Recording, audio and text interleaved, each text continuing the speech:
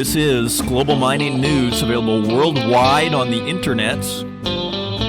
Welcome to the Northern Miner Podcast. My name is Adrian Pocobelli, and we have what I'm calling a Jules Verne episode. We have the 20,000 Leagues Under the Sea episode with DeepGreen Metals, who are looking for polymetallic nodules at the bottom of the ocean, and so Gerard Barron will be joining us. That is our feature interview today, and it's pretty fascinating. I think if you're into science, if you're into oceanography, if you're into politics, if you're into mining, if you're into international treaties, you will like this. Like I was saying in the last episode, I like to keep things accessible, and what I like about this one is I think there's a general accessibility on this story, mining for metal at the bottom of the ocean. However, in an environmentally friendly way. I mean, it doesn't sound very environmental, so Gerard's going to explain why DeepGreen is doing it that way, and he's also got an interesting history with Nautilus, which is, I think, the first story I ever wrote for the Northern Miner, way back in 2012, my first assignment. And so then Gerard has ties with Nautilus, and so a very interesting conversation. So we're going to get you right up to speed on the cutting edge of deep sea mining. Just like our episode with BHP, you're on the cutting edge of really ESG public relations in episode 204 there, with that full presentation from BHP on what they're doing for climate change and their whole ESG initiative. With this one, you're getting really the cutting edge of deep sea mining, and it's actually quite, well, tantalizing. Maybe an overstatement, but it is pretty interesting what they are up to over there. So that is happening. I missed Battery Metal Day. I frankly wasn't paying too much attention. I've gone down the Bitcoin rabbit hole, and that is just boggling my mind right now. So Battery Metals Day kind of came and went like a cloud in the sky from Planet Pocobelli over here. So, well, I guess there's some things that happened, and and let me just say, I'm definitely not a hater of Elon Musk. I'm not a fanboy either.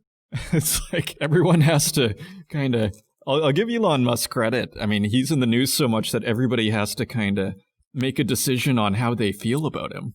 He's like a political figure at this point. And I always kind of thought he was interesting, but nothing really that special until I saw the SpaceX thing. Until that launch, I think it was only 3 months ago, maybe 2 months ago.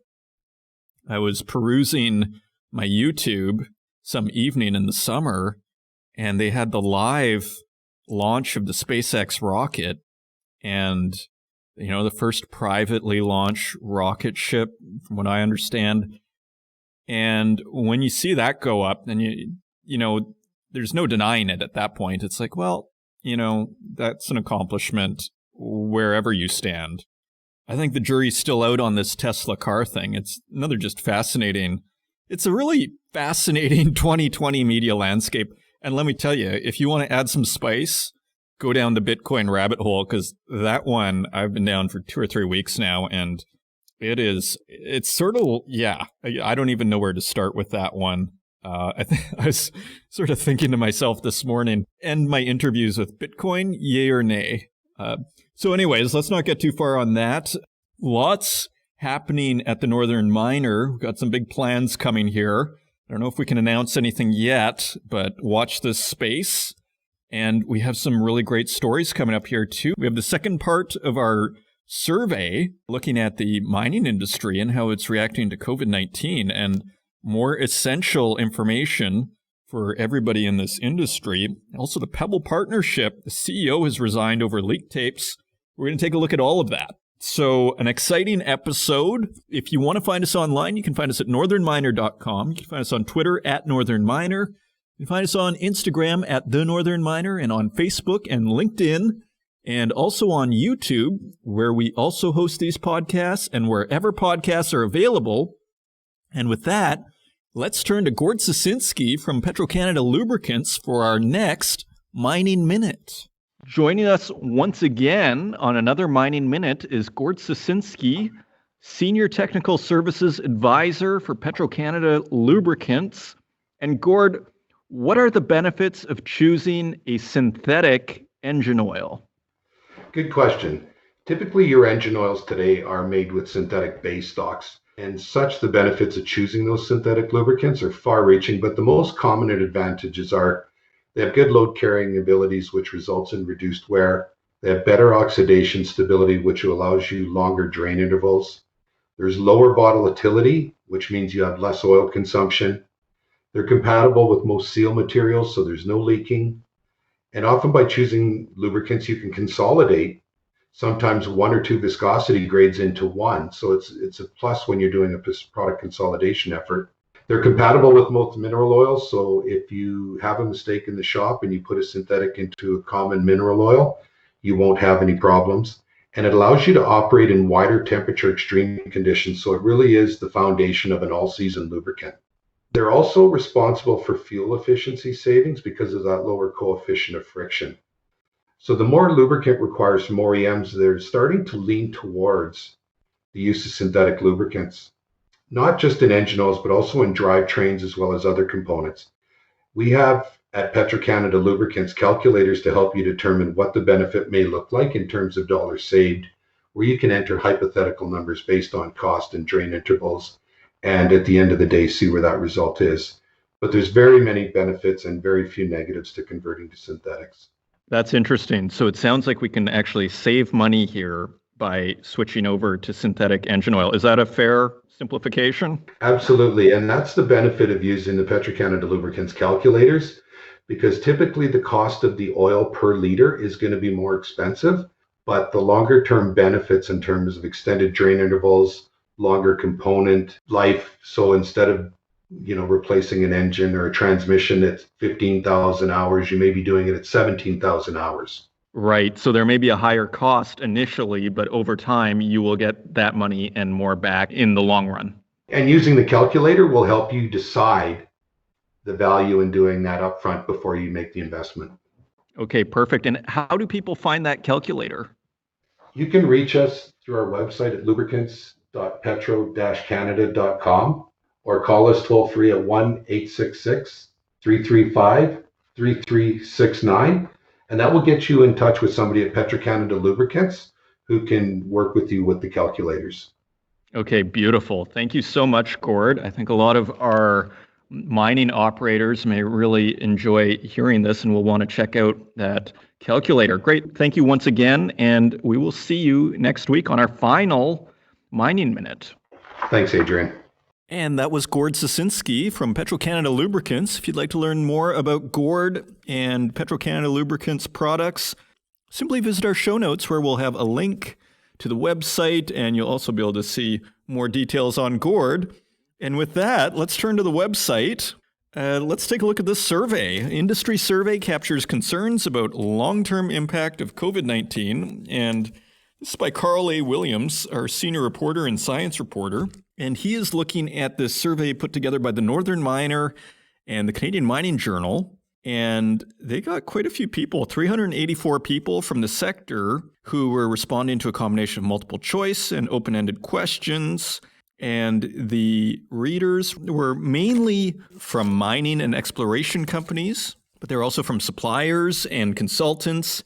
And there were a few respondents who identified as investors or being part of financial institutions, governments, or NGOs. So let's take a look at this. Although the long-term impact of COVID-19 on the mining industry is still unknown, the economic downturn will continue to affect the industry for some time to come, according to many respondents. Over half, 53% of the respondents felt that the economic downturn would last more than a year, and this was conducted during July and August, okay? With 31% stating that it would last up to a year. A few respondents predicted that the downturn could last anywhere from 2 to 10 years, or until a vaccine was found. That's pretty epic prediction, 10 years. Wow. The impact, according to a senior geologist at a consulting company, quote, will be the same as the other downturns. Fewer jobs available, fewer students entering the industry, and more students entering postgraduate programs and slower investment interest. Now, don't forget our last show with Eric Buckland, who says things are booming in the mining industry as far as if you want a job. I mean, according to Eric Buckland, you don't want a job if you're not working in the mining industry. So feel free to email me if you feel otherwise. But yeah, it sounds like there's actually quite a few opportunities out there right now. It's probably all about having a niche, but yeah, feel free to email if you see something different happening. Anyway, continuing on here, across the board, respondents indicated that the economic slowdown would reduce the demand for commodities and lower prices, which doesn't seem to have happened either, leading to a decrease in mining and exploration activities. Now, so far that hasn't been the case so far, but don't think that this is an interesting study of sentiment as well. I mean, this is July and August. Metals had been going up, but there was still a long way to go to where we are now. So it's interesting. The general mood wasn't too good. And if you're working in a mining company and you're seeing people go, that is also going to factor into how you feel about the future. Continuing on, we have a quote from a respondent who works for a mining company, quote, "Lower demands on mineral resource commodities will reduce and or eliminate new developments and reduce mining operations, resulting in a major downturn in the industry. Majors may weather, but juniors and mid-tiers will be at much greater risk." Now, why is sentiment important? Because if you're running a mining company and you have kind of a negative sentiment on the future, that probably means your CapEx, how much you're going to invest in your company, is probably going to be lower. Even though commodity prices have gone up, this is still an interesting indicator because it might suggest how some companies were investing in their own business in July and August. We have another who was more optimistic, stating that while there would be diminished demand for some materials, quote, "All industries need raw materials to function, and after a period of adjustment, the mining industry should pick up," end of quote. One respondent noted that while the shortage in supply of metals may not be good for mining companies, it may benefit exploration companies and drive up prices. A handful of respondents felt that gold projects would benefit from the downturn, but forecast that the market will remain soft for some commodities like diamonds. Another respondent who worked with a supplier predicted that while, quote, "business will adapt to new realities, it will at least take 18 months to recover." The same respondent also acknowledged the impact the pandemic has had on Indigenous communities. Quote, "Most Indigenous communities are very concerned about their health and safety and do not want outsiders visiting them." He wrote, "It will be necessary for companies and regulators to come up with acceptable new engagement strategies." So an interesting wrinkle there. Again, this was in July and August. A few respondents also commented on the impact on rural communities. Quote, "Rural communities that have been hit hard by COVID-19 may place undue pressure for help, assistance, and even profit sharing on regional mines. The lack of exploration for 1 year can put an exploration company back between 3 and 5 years. This may affect the opening of new mines or the expansion of present mines." So a fairly pessimistic outlook this summer from many in the mining industry. And here, this was quite interesting as well. Scrolling down, a lot of people feel that the government should do more to enforce social protocols to limit the spread of COVID-19 and allow businesses and mines to continue operating. However, several felt that the federal government should provide a more consistent set of rules countrywide. Quote, "Governments need to ensure clear and consistent messaging," said a respondent from a mining company. "To help our economy, they need to back the resource sector, not try to cripple it with unattainable goals." The view was echoed by another respondent who felt that the government should, quote, "increase public awareness of the importance of mining's contribution, which will help balance poor public image problems." I think that's been true a lot of places too. The mining industry, I think governments definitely appreciate the mining industry a little more after this pandemic because they're one of the few industries that they could basically keep going in the middle of a lockdown and that really generate real revenues.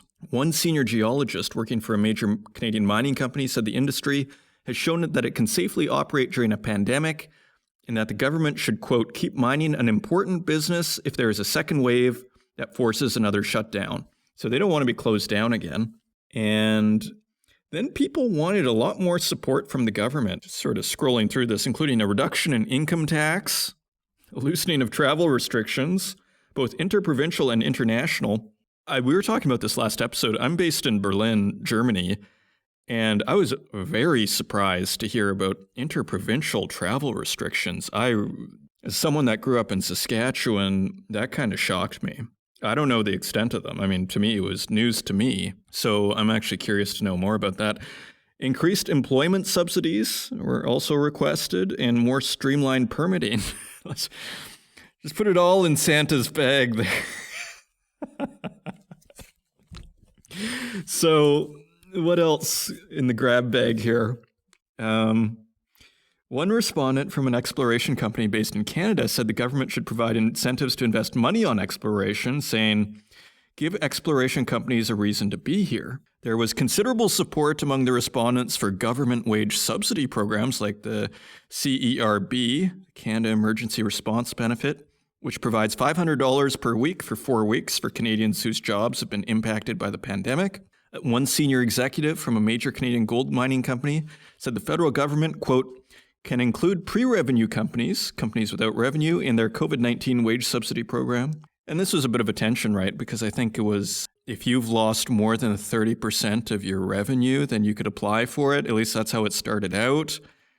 And so if you're an explorer or you're losing money to begin with, you don't get to take part, right? Continuing on, one respondent from a supplier company felt that the government should, quote, stop giving money to people not to work, and that their company had many spots available, but CERB was making people not work. So a microcosm of the larger debate, isn't it? One executive from an exploration company focused in the Northwest Territories said the government should change the legislation relating to Canada pension plan contributions to ensure that, quote, employees are not penalized if they are work for greatly reduced amounts or relying on wage subsidies during the pandemic, where lower income years do not count and thus will not have a negative effect on the long-term CPP benefits payable. So scrolling down a little more, just to wrap this up, you can get the full report on the northernminer.com website. Now, this is interesting. Although companies in the mining industry appear to have generally coped well with COVID-19, many expressed concern about the pandemic's future impact on business. Their biggest worry was the long-term shuttering of mines, which polled at 30%. Of those polled, 27% voiced a broad range of concerns, which included travel restrictions, hampering access to sites and the ability to consult with communities, the health and safety of employees, contractors and communities, lack of or loss of business client interest, trade nationalism, supply chain disruptions, and mining companies failing to adapt. The loss of its skilled workforce was also an issue, with 24% of respondents ranking it as their primary concern. And again, you just have to go back to our last episode with Eric Buckland. You know, considering how hard it is to fill some of these roles, you could see companies say, I know we pay them a fortune, but we have to keep these people because we might not get them back, and we may not get another one that can do that job for a while. Interesting little executive dilemma, isn't it? According to many of those polled, the impact on the workforce was significant. They felt that skilled workers would migrate to other sectors, and finding workers willing to operate in confined spaces and close to other people would be a challenge. And some people thought that the industry's aging demographic would push many older workers into retirement. And we'll just do this final quote here. I think skilled labor who are on the brink of retirement will retire, said a respondent from a supplier company. Because mining has an aging workforce, this will have long-term impacts on the industry. And a geoscientist from a consulting firm also felt that COVID-19 could see, quote, senior members retire with no knowledge transfer to their previous companies. I'm going to leave it there. There's a lot more in here to look at. So just a little dabbling into that must-read survey, unique, one-of-a-kind survey for the industry, at least that I've seen. So that is available on northernminer.com. Industry survey captures concerns about long-term impacts of COVID-19. Moving on. So Pebble, which the U.S. president has weighed in on, Donald Trump Jr. has weighed in on, and environmental groups have weighed in on. More turmoil in the Pebble project as the Pebble Partnership, which is a U.S.-based subsidiary of Northern Dynasty Minerals. So there's Northern Dynasty Minerals, and this is my mining.com staff. There's Northern Dynasty Minerals, and they have a U.S.-based subsidiary called the Pebble Limited Partnership, which really just focuses on this mine, and I think in just talking to lawmakers and consultants and everything. So Tom Collier, their CEO of the Pebble Limited Partnership, has resigned in light of comments made about elected and regulatory officials in Alaska in private conversations, videotaped by an environmental activist group. So it sounds like someone was tricking Mr. Collier. The announcement comes as doubts about the proposed Pebble copper gold molybdenum mine have steadily risen in recent months. In September, short seller J Capital Research accused Northern Dynasty management of, quote, gaslighting investors, end of quote, and said the mine plan is, quote, on its face, absurd, end of quote.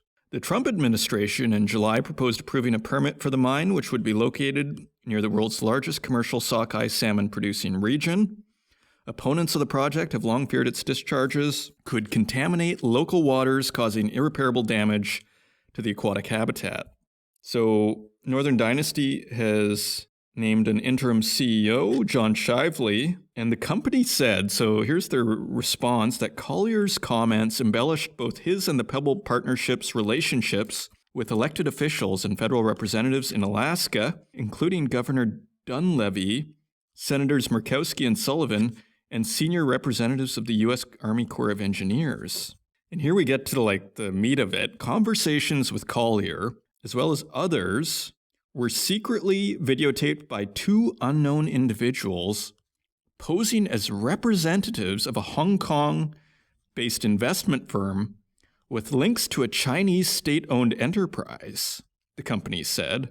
A Washington, D.C.-based environmental group, the Environmental Investigation Agency, released the tapes online on September 21st, only a few days ago, after obscuring the voices and identities of the individuals posing as investors. Now, John Shively, the new interim CEO of the Pebble Partnership, says the project is too important to the region and the state not to proceed. Quote, my priority is to advance our current plan through the regulatory process so we can prove to the state's political leaders, regulatory officials, and all Alaskans that we can meet the very high environmental standards, Shively said in a statement. So we have just finally on this, there's mining analyst Mike Kozak, who covers Northern Dynasty for Cantor Fitzgerald. He wrote in a research note that the secretly recorded meetings, quote, exposed and embellished Mr. Collier's political connections in Alaska and Washington, D.C., and were clearly insulting to state and federal officials and senior representatives of the U.S. Army Corps of Engineers. Kozak also said the project's permitting timeline will likely be affected and delay. Quote, in our view, his resignation, while completely warranted, may now delay the completion of the compensatory mitigation plan and likely push the record of decision beyond the U.S. presidential election in November. And don't forget, we have the big debate tonight. The first big debate. That should be pretty epic. So the drama at Pebble continues. And keeping on the political theme a little bit, we got the great interview by Daniel Sekulic with the Saskatchewan Minister of Energy and Resources. And her name is Bronwyn Iyer. And she's calling this new federal clean fuel standard in Canada a, quote, second carbon tax. So there's a full interview available on the Northern Miner, and it's also in our Prairies section of our new issue that we just released. We have a nice Prairie special. And here, I just wanted to skip to the carbon tax area. So the Northern Miner asks, what do you see as the biggest challenges facing the mining sector in Saskatchewan? And Bronwyn Iyer says, I have to say the biggest ongoing challenges are emanating from the federal government. Most importantly, we have been addressing the impacts of the clean fuel standard and the anticipated serious impacts of it, as well as oil and gas. This will impact mining. The clean fuel standard focuses very much on switching to electricity for transportation and heating, but that doesn't take into account the more carbon-intensive nature of power generation in Saskatchewan compared to the hydro and nuclear-powered grids that you see in other provinces. We also have to transport products over much greater distances, and that already adds costs. But mining companies are saying that the economic bottom line of this is not going to be minor, she continues. We're talking millions and millions of dollars. And make no mistake, the clean fuel standard is a second carbon tax. It will be applied on top of the carbon tax on the same emissions. And we feel in Saskatchewan that the carbon tax is already uneconomic. So just wanted to highlight that one, get the full interview. Dan and the minister talk about all things Saskatchewan there, and it's a very interesting piece. And continuing on, I just want to touch on this one as well. BHP options Elliott Copper Project in Australia. And the only reason I want to highlight this one, it really shows that BHP is looking for copper. This is like the new trend. I mean, Barrick seems to be pretty interested in copper. BHP is interested in copper. You know, we hear it as the new energy metal of the future, copper, copper, copper. And so here's BHP. They have signed an option agreement with Encounter Resources over the Australian Explorer's 4,500 square kilometer Elliott Copper Project in the Northern Territory in Australia. There you have it. That's all I wanted to say on that one is BHP has just optioned the Elliott Copper Project in Australia. Interesting. And finally, we have some price forecasts. And Raymond James is raising their price forecasts for base metals and iron ore. They are lowering them for uranium. So let's just take a quick look at what they have. It's by Northern Miners staff. Raymond James forecasts higher average prices for copper, nickel, lead, zinc, and iron ore, but lower prices for uranium. The financial services firm has increased its average copper price forecast for this year to $2.71 per pound, up from its previous estimate of $2.62 per pound. And next year, they expect an average of $2.80 per pound, and they expect it to remain at that level in 2022. It's kind of interesting because a lot of people are buying copper companies or investing in copper, and Raymond James doesn't really see, actually they see it going down by 2022, although that's higher than their previous average. Again, remember, these averages are always usually quite low, and I think the justification is we always are thinking about it when it's high and going, oh, isn't that average crazy? But sometimes they go lower. They do tend to be low, though. Anyways, continuing on here, nickel is expected to average $6.08 per pound in 2020. That's quite low, but we have to factor in March, and that's up from their previous forecast of $5.58. And they expect nickel to be at $6.50 in 2021 and $7 in 2022. Zinc should average 98 cents per pound. That's up from 91 cents. Next year, it will average 95 cents per pound and rising to $1 in 2022. Lead is expected to average 83 cents per pound this year. And in 2021, they expect it to average 87 cents. And in 2022, 95 cents. And iron ore, they expect $114 per ton in 2020 as an average price. In 2021, the average will slip to $96 per ton. And in 2022, $85 per ton. And finally, uranium is supposed to go lower. This year, I mean, think of the change that is. Like during March, when stocks were cratering, uranium was on a tear. They were moving against the market. While everything was going down, uranium was going up. There was a lot of bullishness. People thought this was it. Uranium, the bull market has finally returned. Yet Raymond James expects an average price of $31.36 per pound in 2020. And that is down from $33.11, which was their original forecast. In 2021, average prices are forecast to reach $42.50, significantly higher. That's almost a third higher, 30% higher. And $45 per pound in 2022, and those predictions are unchanged. So there you have it. Those are the latest in Raymond James forecasts. So now let's turn to metal prices and see what's actually going on there.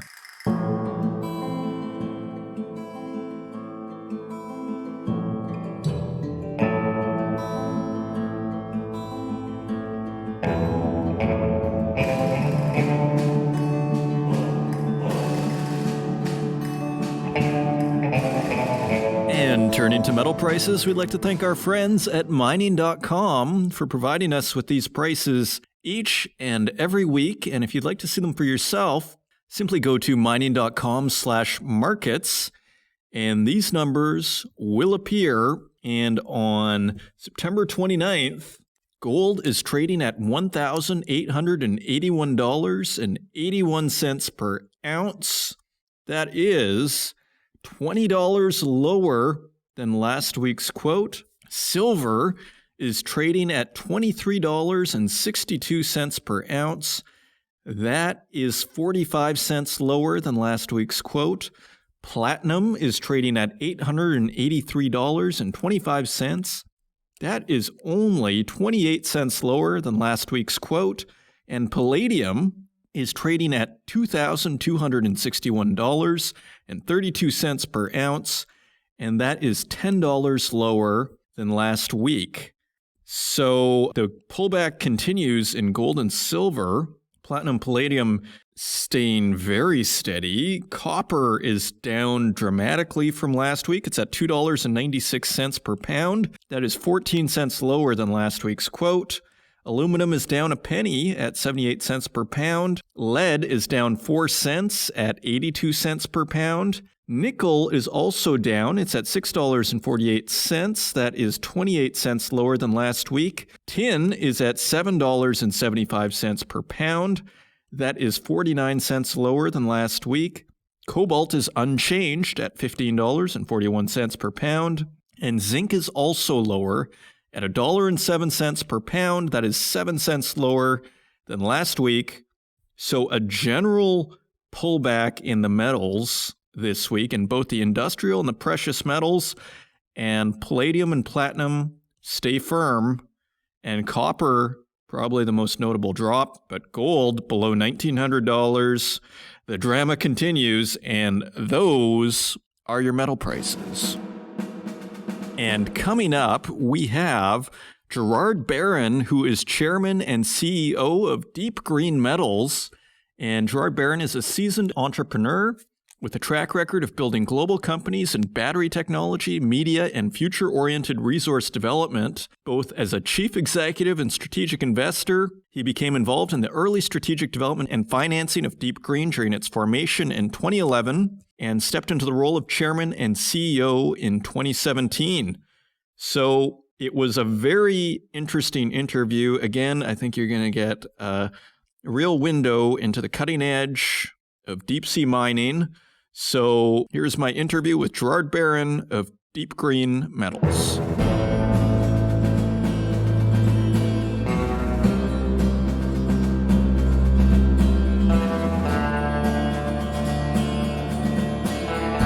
I'm happy to welcome Gerard Barron, who is chairman and CEO of DeepGreen Metals, and I believe they're based out of London. Welcome to the show, Gerard. It's great to have you on. Thanks, Adrian. It's a pleasure to be with you. So, Gerard, we came across an article a few weeks ago on what you guys were doing, and I think the thing that struck me most, and you guys are into deep sea mining, was the approach you guys were taking. It seemed like you were bringing a lot of scientists on board, and deep sea mining has been very controversial in the past. I remember Nautilus Minerals was being, I guess, attacked by environmental groups for potentially doing damage to the seafloor. Tell us about what you're up to with DeepGreen Metals. So let's start with the big picture. And the big picture question for society is, where are the best supply of these virgin ores that we need to build the batteries? And when I say the best supply, I mean from an environmental perspective and from a societal perspective. And so we believe at DeepGreen that answer is in the form of polymetallic nodules. And so I was pleased that, you noticed how many environmental scientists we have in our team, because we now have over 150 of the world's leading ocean scientists working on our environmental program. And, and that's one of the questions that we're seeking answers to, and that is, what are the impacts of collecting these metals from 4,000 meters below sea level? And, so we've launched the largest ever ocean floor to ocean surface environmental study to understand what's the impact of removing these nodules, what's the impact of some of the dust that will be created as we collect them off the ocean floor, and will there be any impact of, having our riser operate through the water column? So that's kind of the big picture, seeking answers to those questions and hopefully providing a very large and abundant supply of these materials that we need to build the batteries.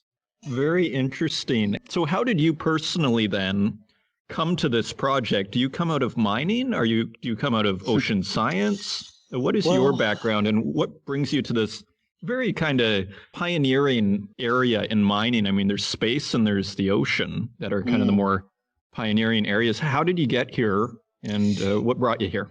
Yeah, so I'm certainly not a miner. In fact, the first company that I started was back at university too many years ago to remember now. But I grew up in a dairy farm in Australia and started my first company in second year. And I've been lucky enough to be building companies ever since. And I'm attracted to difficult challenges. Some would say impossible challenges.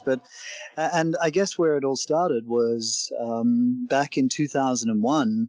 A friend of mine worked at a company called Nautilus that you just mentioned. And I knew nothing about mining. I knew nothing about metals, actually. But I was fascinated to learn that the oceans were filled with metals. And I thought, wow, that's really interesting. That must be a better way of producing metals than digging up rainforests and destroying, our limited resource that is land. Anyway, so I seed funded that business and, worked with the CEO to help, raise more money. But the gift to me from Nautilus was learning about nodules because Nautilus was focused on sulfides, which I don't believe are the answer. I think the answer is polymetallic nodules. And so, I then provided some capital when the company started back in 2011. And I was busy running one of my other companies. And I also helped the company raise money from outside investors. And then I just kind of had that life moment where I started to reflect on, what am I doing? Like, I started to understand the impacts of climate change and the existential risk it posed.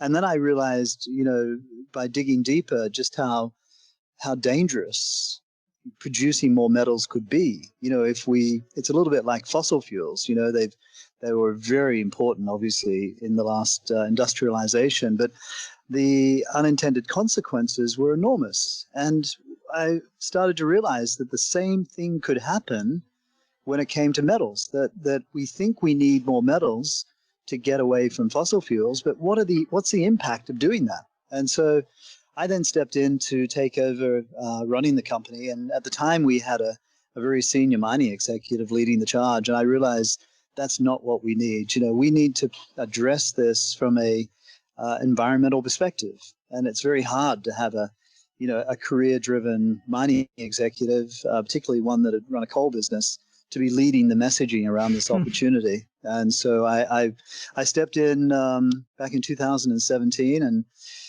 reinvigorated the strategy. And I must say I'm super, super pleased with the results. And so we're off on a very exciting journey. It's so interesting. You're sort of filling in the pieces of the puzzle there for me, because when I was reading that article that we had on you a few weeks ago, I thought to myself, this is not business as usual that's going on with DeepGreen, as far as bringing on university scientists from what look like, like you said, there's something like 150 or, these from institutions all over the world. And, we had just profiled some other deep sea company whose name escapes me right now. And you didn't get the sense that they were concerned about the environment so much. I mean, everybody says they are, but for them, they were taking Mexico to court under NAFTA because of they weren't allowed to mine in certain areas. And you guys, as I sort of noted on that podcast, how you guys are taking the exact opposite approach. And so I guess that you not coming out of mining, for example, I guess is part of that. The mining side is, firstly, we shouldn't even call what we're doing mining because polymetallic nodules lie on the ocean floor. We don't have to dig for them or blast or tunnel. We just have to collect them. But, we're not kidding ourselves. Collecting will even have impacts because we'll have to have a tracked vehicle operating on the ocean floor, and that's going to run over, the seabed, and that's going to kick up a bit of dust and so on. But, the whole reason why, I guess figured that we need to win this from an environmental perspective is because we have to present choices. We have to be grown-ups about this, that we need to move away from some fossil fuels. We need to build more batteries.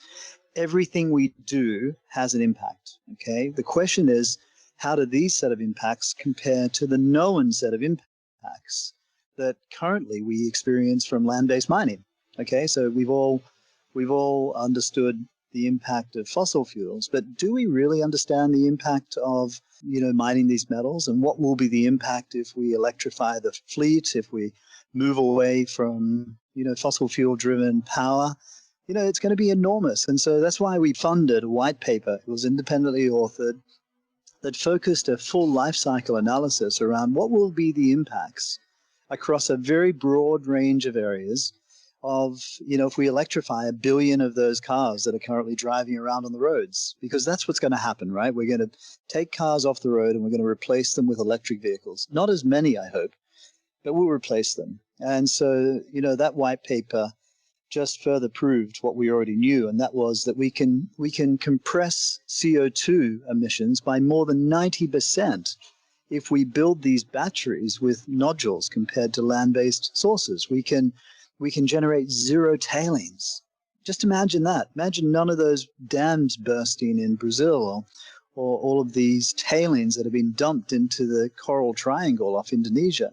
Imagine no waste material because we use 100% of the rocks that we collect. So, we just figured we need to put the data, we need to put the facts in place. And we were very pleased only in recent days that the Journal of Cleaner Production published a subset from that white paper that was peer-reviewed, which just focused on the CO2 impacts. And because we know that people get emotional about this. People get emotional about about the oceans, what will happen, because they've seen what the land-based mining industry has done, and they just assume it's going to be the same, but it's not the same. Okay, and I want to sort of flesh that a bit. So what did Nautilus get wrong then? Because I remembered quite a few environmental groups, or at least one very prominent one at the time, was making a lot of noise, and yours, I guess, associated with Nautilus. So what did they get wrong, and were they being misinterpreted, or were they actually getting certain sort of process things wrong? And what are you doing differently? Yes, I think Nautilus had very good rigor. They prepared a great environmental research program. They carried out all their studies, but they had a few, what I believe to be fatal flaws. One is they were going after sulfides. And as you know, sulfides form through volcanogenic activity, and they are on the ocean floor the same way they are in the countryside. And to extract them, you've got to send down big, heavy machinery, and you've got to turn big rocks into little rocks, and then you've got to pump them to the surface. So that's not the case with us. We have billions of tons of these nodules that lie unattached. Think of golf balls on a driving range. So that's one very, very big difference. The other thing about Nautilus was they knew those systems were there. They just didn't find too many of them. And I think in the end, they only had a 8 million ton resource, whereas in our case, we are a Canadian company. We have 2 resource statements totaling 1.6 billion tons. That's enough nickel, cobalt, copper, and manganese to build 255 million electric vehicle batteries, 75 kilowatt batteries. So it's very, very large. The other thing is that they're operating in Papua New Guinea, and that's one of the challenges the mining industry faces, that some of these developing country jurisdictions are challenging, because they change the rules midway through. Governments get voted out, and the new government doesn't have the same view. Sometimes you're dealing with corruption. Sometimes you're dealing with just people that don't want to do things. And so that's very challenging if you're having to invest billions of dollars. And so from a deep green perspective, very different resource, very large, very easy to understand the differences. The fact that we don't have to dig and, break rocks into smaller rocks is a massive advantage for us. So, I'd like to think many lessons were learned from Nautilus. And I think that saying that the pioneers often end up with the arrows in the back is a perfect and apt description of Nautilus. Had they not done what they did, then those lessons may not have been learned. And those lessons will be very important for our future. And so from that perspective, we must remember Nautilus never mined a single thing.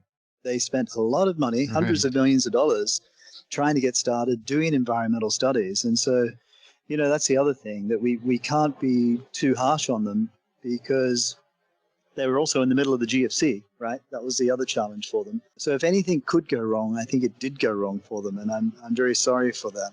But we're lucky and fortunate to have learned, and look at our timing. Now we're at a stage in society where we all understand why we need to move away from fossil fuels. Where are we going to get these new virgin oils from?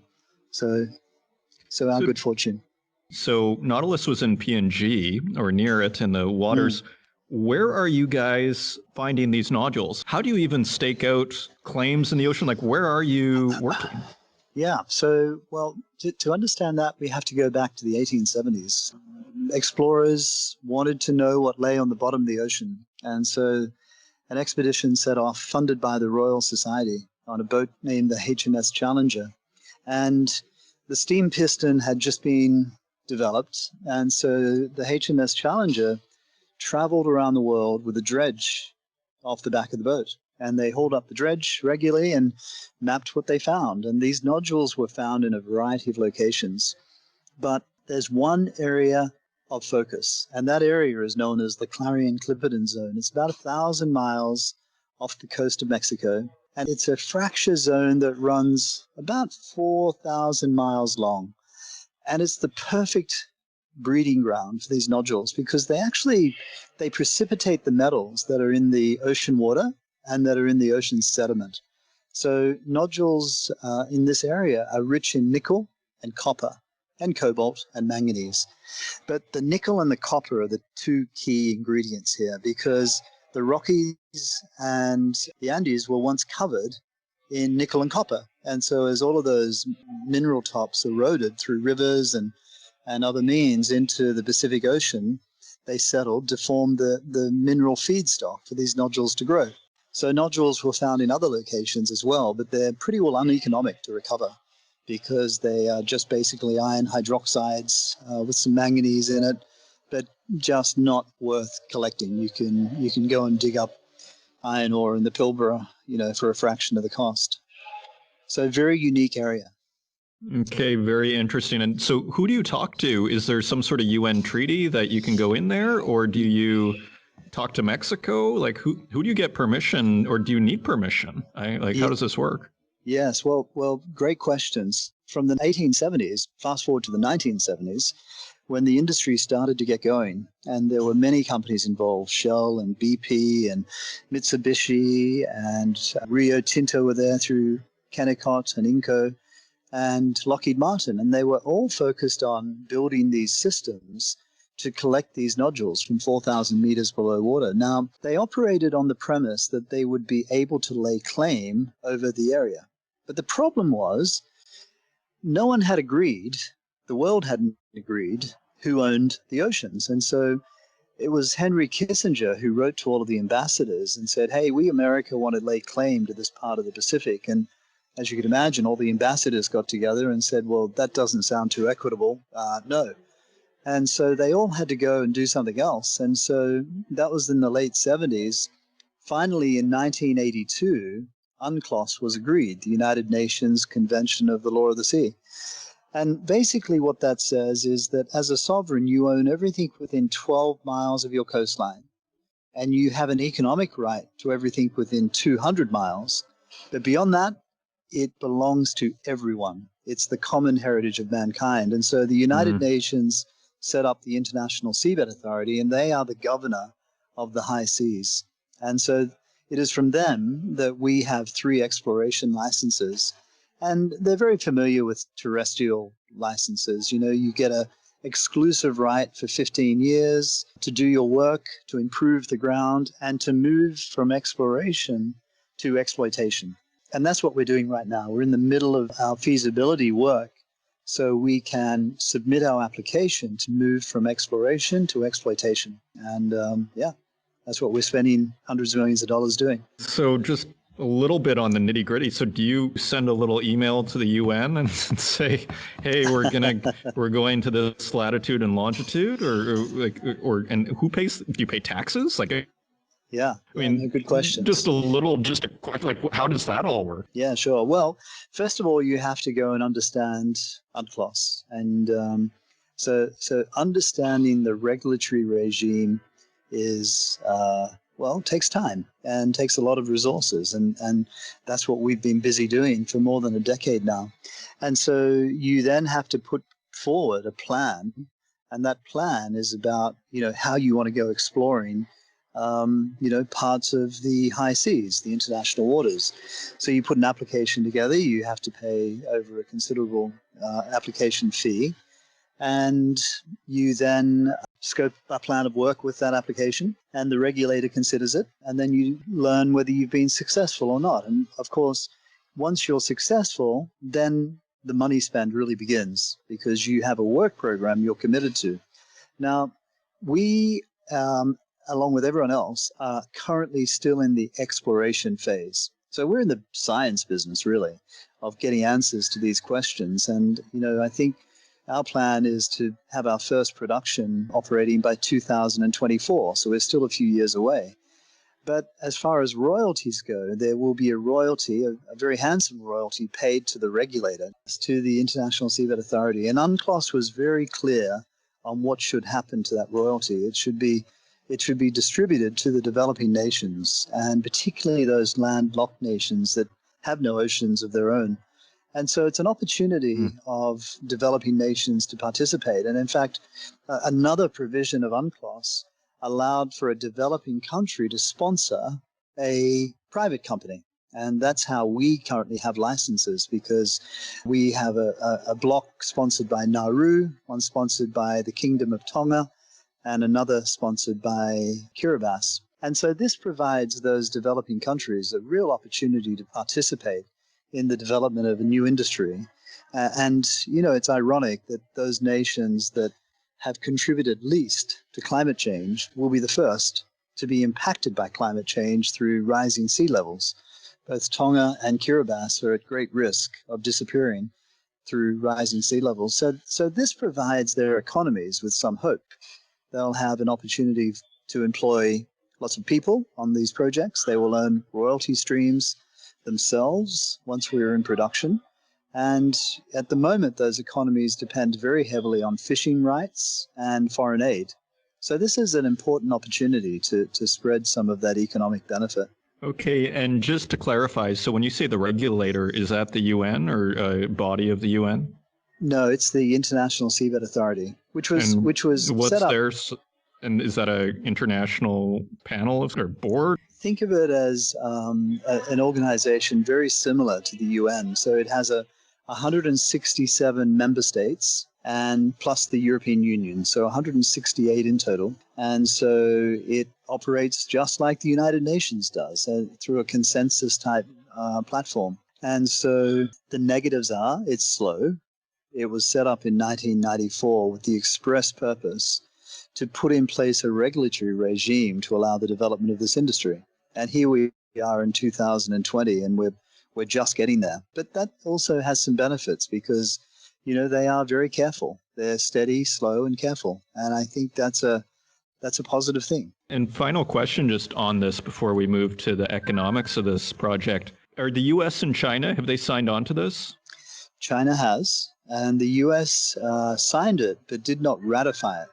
And so it was held up in the Senate. But we see that as a pretty low risk factor, because, the US participates in the council meetings. They certainly fund a big part of it through the UN, of course.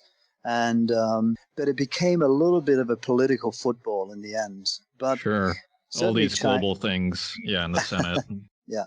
And if you haven't caught it, we had 60 Minutes did a very interesting piece last year on the topic. And they came aboard our research vessel and featured the industry. And their question was, why America? Are we not signing this? We're missing out on some great economic benefits. Right. So, right. But of course, what America really wants is access to the metals, because without manganese, you can't make steel. Without nickel, you can't build battery cathodes.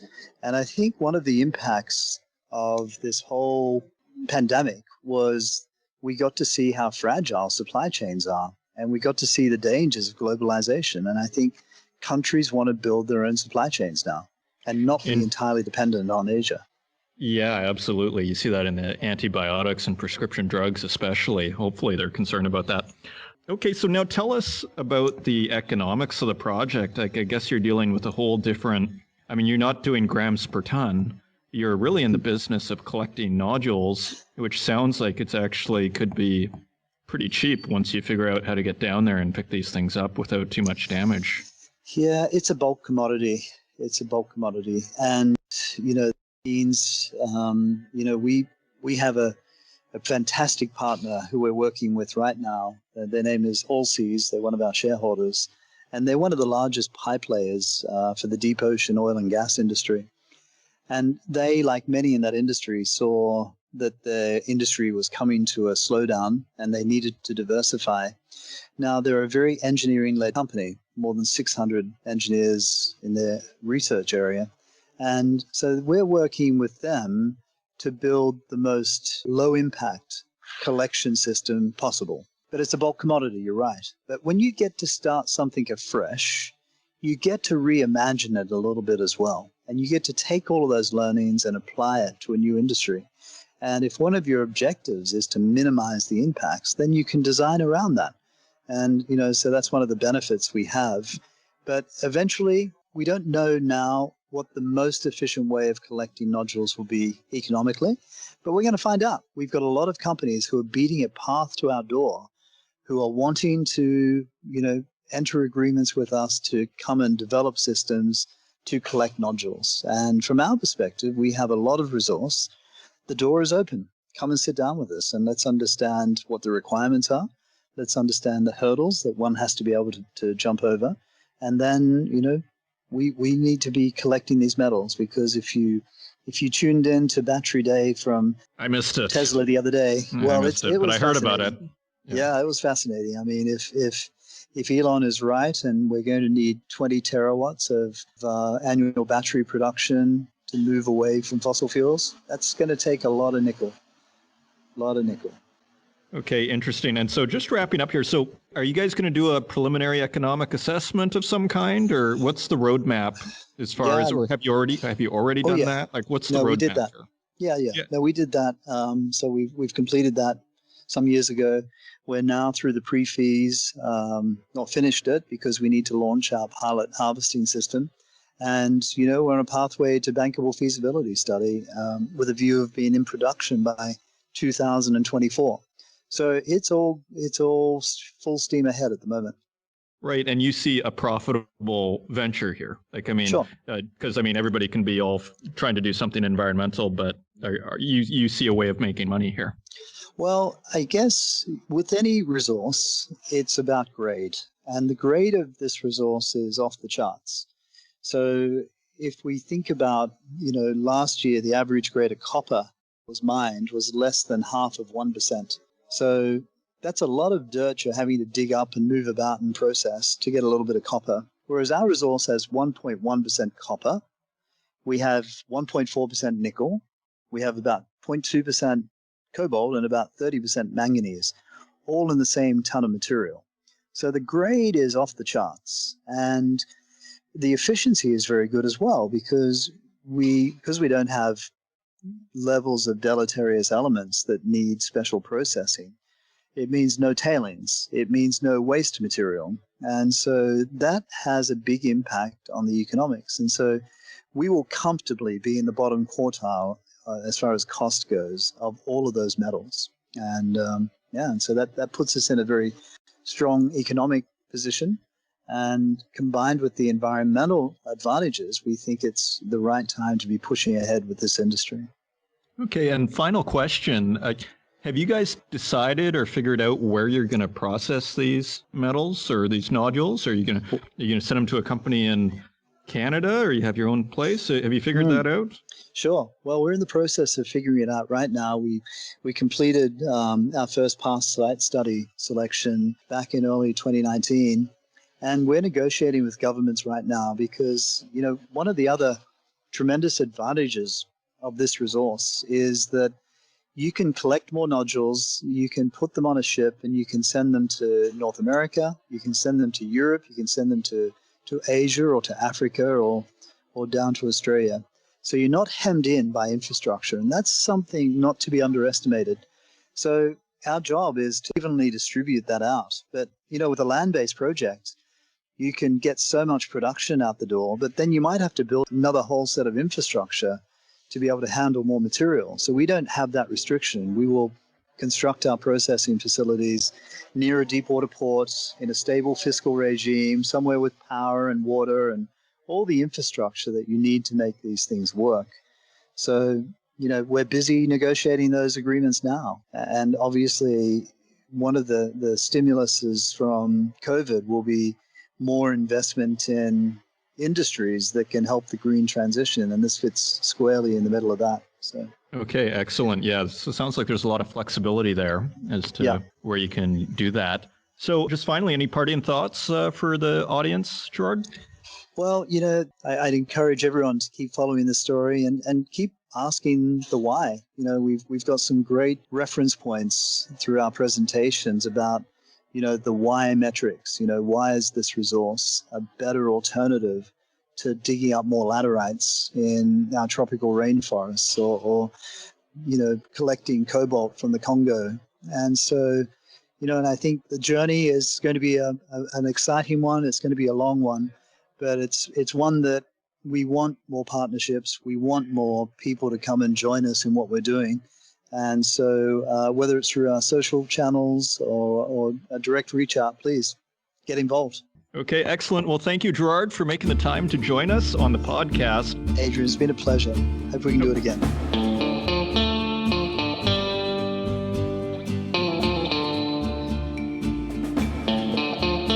Maybe there should be a new series in the podcast.